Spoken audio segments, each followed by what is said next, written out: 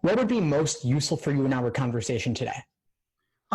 So I actually am trying to get into law school, and one way is to do Lsat, and I have tried multiple tests, multiple techniques to learn by my own self. I didn't have any tutor and all that stuff, so I didn't do any, or I didn't even took any prep courses and all that though.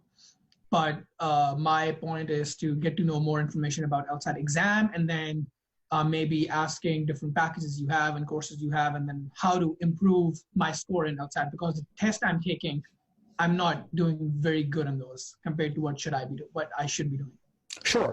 And I'd be glad to help. Now, I've covered a lot of the basics already in the YouTube channel, the podcast, the blog. So I'm wondering what specific questions you have about the games, reasoning, or reading comp. Any particular weak areas you're struggling with, or questions about self-study?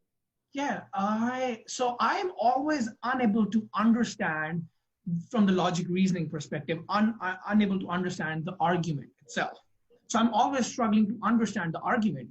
And then especially if it includes words which are scientific words, it just, I feel like I just didn't understood anything.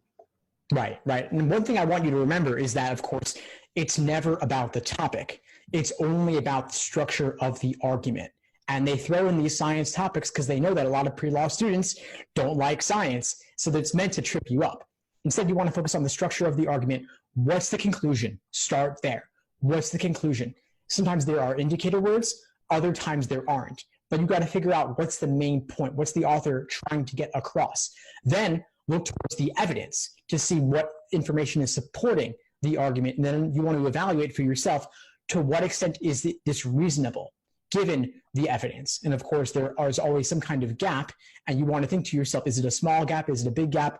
How could we strengthen? How could we weaken? But really engage with it in a real world sense. Okay.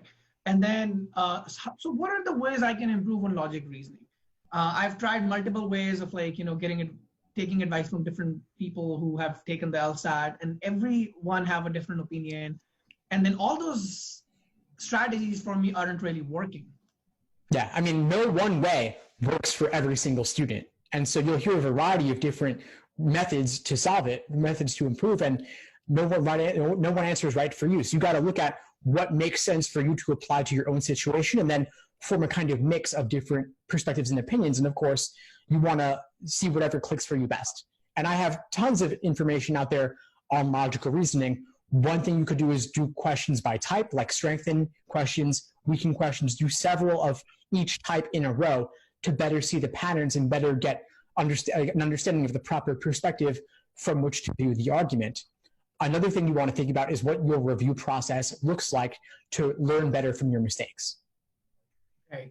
And then, so you think the way to improve logical reasoning is making sure you know your own strategy, like how you understand, because I'm always unable to just understand the stimulus. I can always try to if I can understand stimulus, I can find the correct answer most of the time. It's just hard for me to understand even a very general stimulus too. So I just don't know how to improve that. So start with the easiest logical reasoning questions and start paraphrasing them.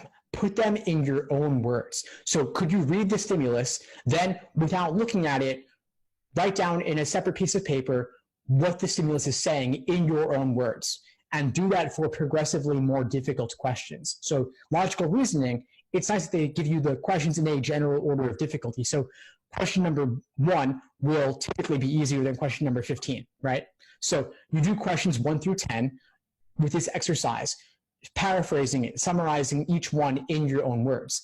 Then move forward from there to questions 11 through 15, then 16 through 20.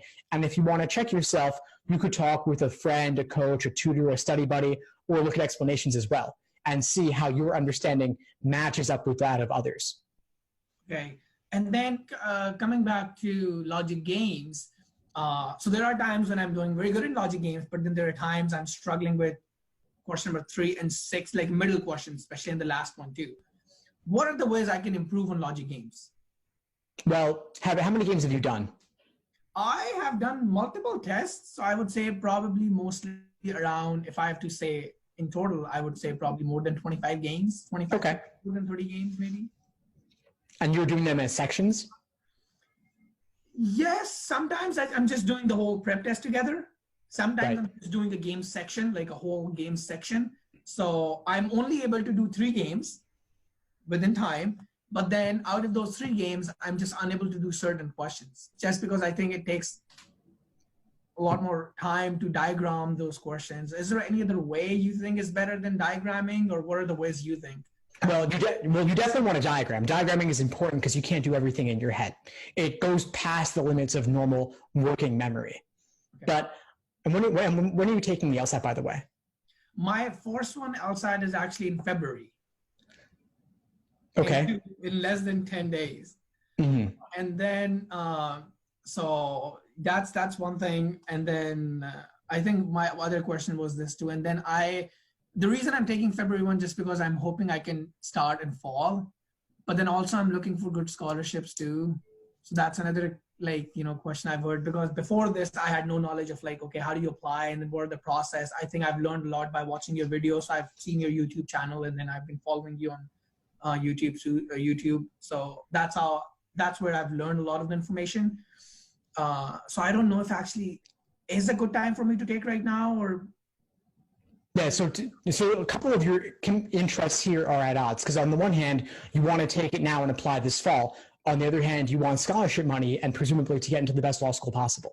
Mm-hmm. So if that's the case, I would recommend waiting a cycle. Nobody ever wants to hear that, but it sounds to me like there's still a lot of work for you to do in terms of getting your LSAT score up and reaching your fullest potential on the LSAT. And if you do that, you will open the doors to getting into better schools and to getting more scholarship money. And so it's well worth waiting a year now.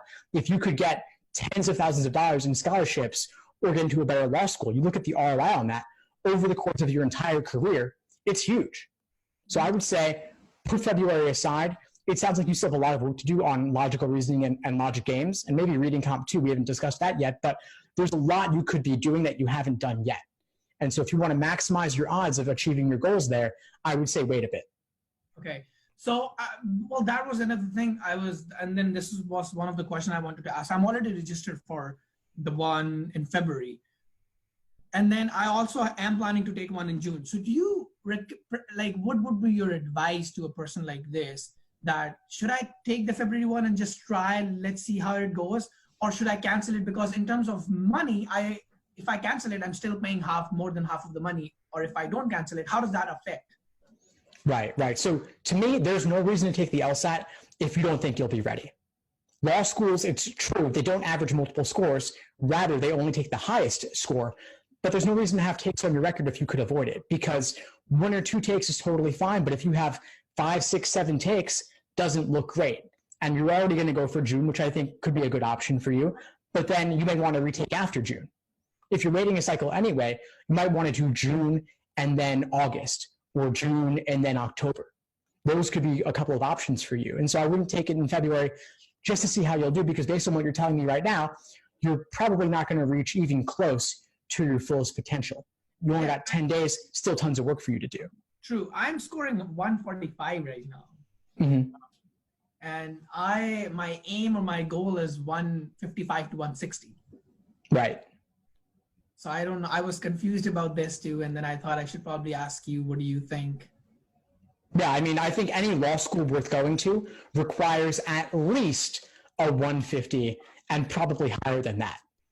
You said 158? I just said simply 150, but in reality, I think for most people, you want to get closer to 155 or 160 to get into any law school worth going to. Okay.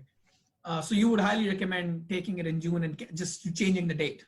Yeah, June at the earliest, really. But I want you to slow down and take some time to build your foundation first. You were asking about logic games. I want to get into that with you a little bit too, because you said you were doing full exams, you were doing sections as part of that.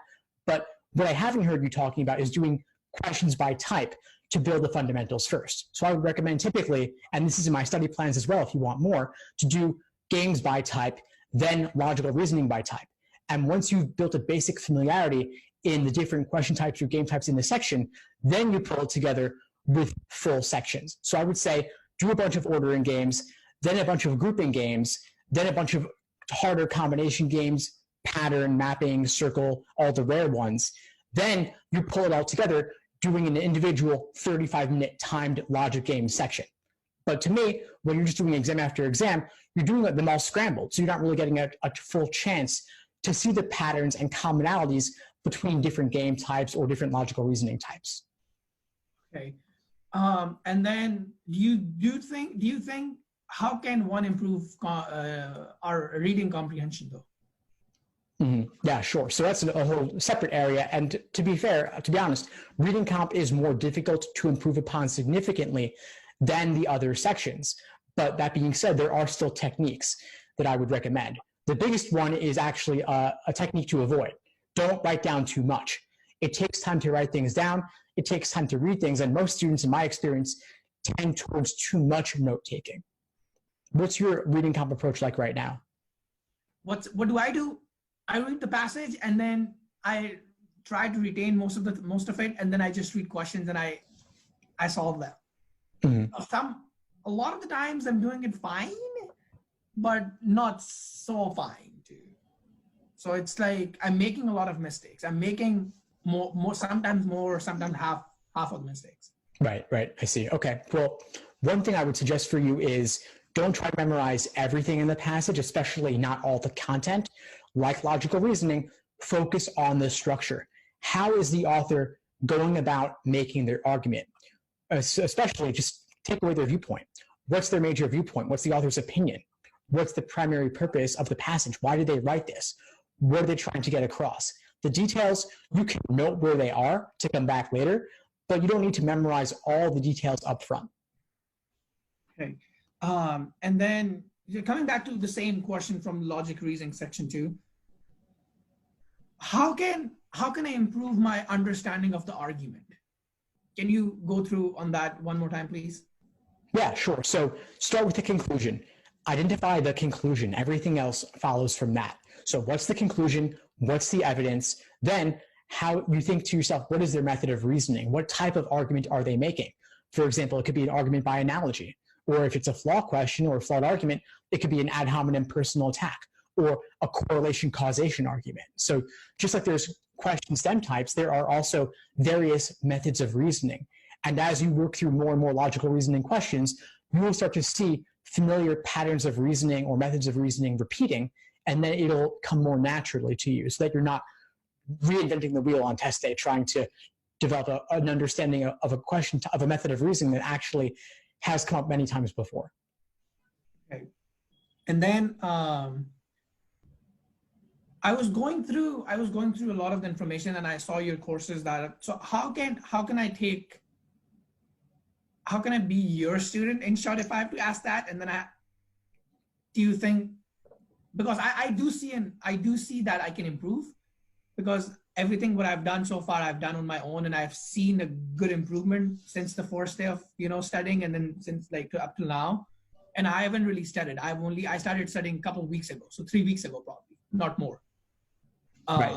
And I've seen good amount of improvement, but without any specific strategies or best ways to understand or solve questions and all that. So I am interested in your courses. So I want more information on that, so I can learn from you, and I can do really good on Lsat in June. Awesome. Well, I'm inspired by your motivation here, and I'd love to have you in the courses. And so it's just a question of choosing the option that's right for you. The top level course includes live group coaching with me, as well as my live master classes and Q&As. And those are all online. And if you ever can't make a session live, you can watch the recording later. And you also have access to all my on-demand video lessons covering the basics of all sections of the exam, games, reasoning, and reading comp, as well as test day prep, as well as mindset, as well as even a bit on admissions as well, like your personal statement. So I pull it all together with the basics, and then I also give you plenty of live classes. I have dozens and dozens of them inside the course.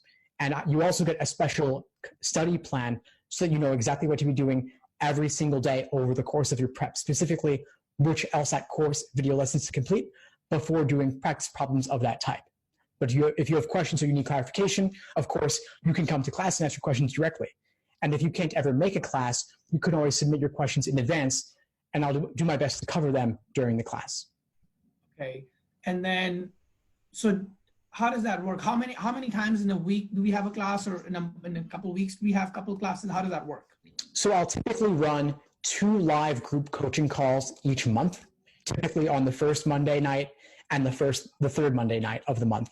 I also run a handful of live masterclasses and Q&As throughout the month. They're usually on weeknights. And so I'll typically run 2 to 4 of those per month as well. Okay. And then do you think I can significantly improve by being enrolled in those classes? Like, certainly. I mean, it'll question though, but of course. I mean, I think that I've seen many students make significant progress using my materials. And the best thing is that I'm giving you a cohesive, defined plan of attack, because the alternative really is watching lots of free stuff here and there and getting advice from a variety of sources, whether they're friends or people on message boards, but it's not a defined, cohesive system telling you exactly what to be doing every single day, removing all the guesswork. I've organized all my best Lsat information from 15 years of teaching this exam into a clear system for you to use. Because I would be interested. And then, so if I'm taking in June, when should I start enrolling in your courses then? Because I want to do it as soon as possible. Because I'm also going to a grad school right now, so I'm graduating in May. So I'm like in a very crunch time where I don't have a lot of time to maybe wait and other issues, you know? I would say the sooner the better, because the sooner you start, the sooner you're developing a better habits and more efficient strategies you can apply immediately. Okay, so do you think if I start right now, like from this week, I will be starting from basics, like no matter what, doesn't matter how much I know and how much I don't know, I'm going to be starting from the very first page, and then we'll move towards second, third, and fourth, and fifth, and that's how it's going to That's my recommendation for you, to build the foundation first, because you said you're having trouble with understanding arguments and logical reasoning. So we got to go back to the basics, square one. And logic games, again, doing them by type to see the patterns. That's starting back from the beginning. So is it more like watching your videos and learning the ways you have recorded your videos about question types and watching those and understanding those questions through that?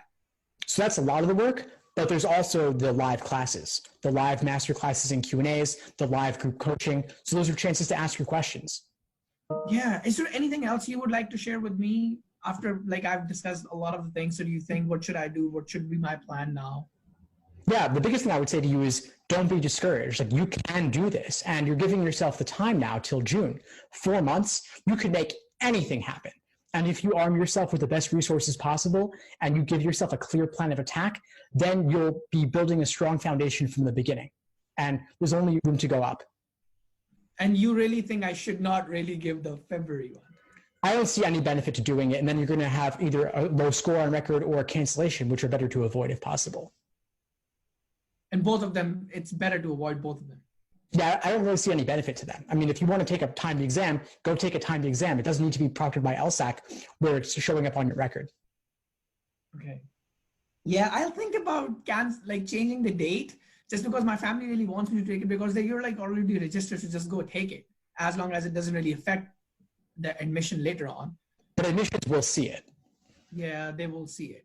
Sounds good. I think these are the only questions I have, because I was struggling with a lot of logical reasoning because it has 2 sections in it.